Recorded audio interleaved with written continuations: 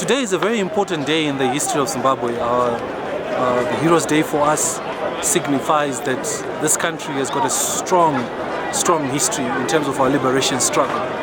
But one of the most important fundamental aspects which comes out at such an event is to show the rest of the world that Zimbabweans are one, in essence. And someone has been asking me before during this interview in terms of what does it mean in terms of economic transformation, what does it mean in terms of the hope of a nation and everything else that we want to try and do.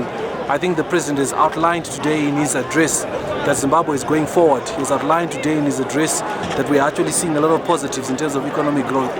What we need to be able to do as Zimbabweans is to remember that our independence, which came through blood, which came through a lot of sacrifice from men and women, gallant fighters who are lying here today, we should honor that by making sure that this economy transforms. The liberation struggle was not about people having poverty, it was not about people struggling, it was about prosperity in the new Zimbabwe.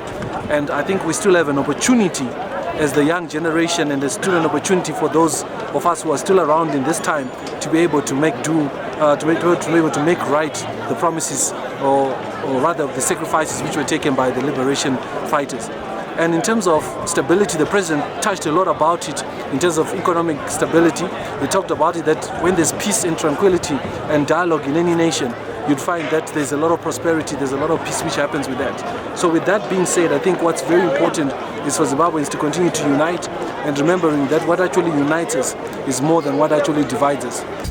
This is the voice of reason.